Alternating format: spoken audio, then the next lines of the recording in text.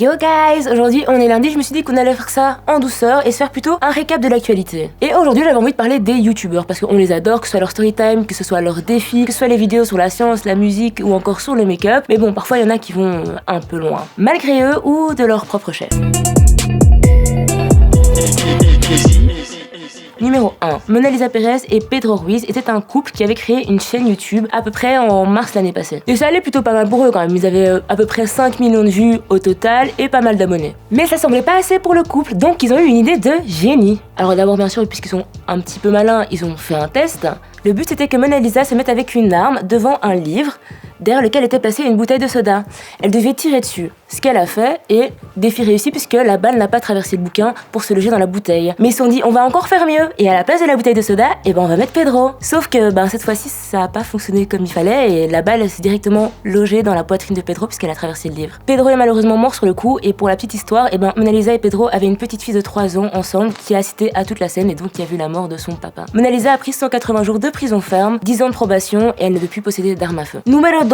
Marina Joy, c'est une youtubeuse qui a maintenant 21 ans et qui à 3 ans a créé le buzz malgré elle sur YouTube et aussi sur Twitter avec le hashtag #SaveMarinaJoyce qui a été retweeté plus de 3,5 millions de fois. Tout commence quand Marina poste une vidéo où elle fait la pub de robe pastel. Alors la vidéo elle est super mal cadrée, super mal filmée, la meuf a l'air effrayée, tu vois qu'elle a un sourire super forcé, elle est toute maladroite. Et ses abonnés se rendent compte que c'est pas normal venant de la jeune fille, ils ont pas l'habitude de voir ça, donc ils commencent à s'inquiéter. Alors ces abonnés qui s'inquiètent pour la jeune fille décident d'aller regarder toutes ses vidéos pour essayer de trouver des indices. Et il paraîtrait que dans certaines vidéos, on entendrait murmurer « Aidez-moi ».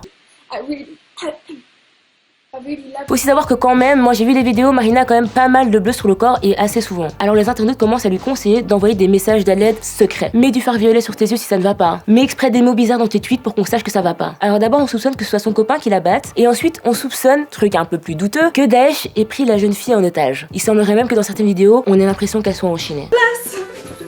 Wait, let me see if I can jump and show you. Le scandale va tellement loin que les policiers de la ville de Marina reçoivent plein d'appels de fans inquiets et vont au domicile de la jeune fille pour voir si tout va bien. Ils confirment que la jeune fille va très bien et Marina doit même faire un live où sa mère intervient pour dire que tout va bien. Sa mère dit qu'elle n'est pas une droguée, qu'elle n'a pas été kidnappée et que si elle a des bleus c'est juste parce qu'elle marque vite et que ça a toujours été comme ça. Mais évidemment personne ne la croit et encore aujourd'hui les théories continuent. Tout ce qu'aura gagné Marina dans cette histoire, c'est des centaines de milliers de followers, mais bon, à quel prix Numéro 3. Logan Paul, tout le monde connaît ce youtubeur qui a fait son succès à l'époque où les Vines étaient encore tendance. On l'aime ou on l'aime pas, mais surtout on l'aime pas. Enfin peut-être surtout moi, mais parce que le gars a quand même des idées très stupides. Dernière idée en date, Logan Paul a eu l'idée de partir au Japon avec des amis pour visiter la forêt des suicides. Et c'est pas juste un nom, c'est parce que les gens viennent vraiment dans cette forêt pour en finir. Mais la forêt est aussi connue pour être hantée, ce qui est pas étonnant vu ce qui s'y passe. Et c'est à la base sur ce côté haunted que le gars était parti avec ses amis pour filmer un peu la forêt. Sauf que mauvaise surprise, en plein tournage, la bande tombe sur le corps d'un homme qui vient juste de se pendre. Et tu te dis que comme toute personne normale, t'arrêtes de réquer en fait. Sauf que non, Logan Paul, non. Le youtubeur continue de filmer, de faire des gros plans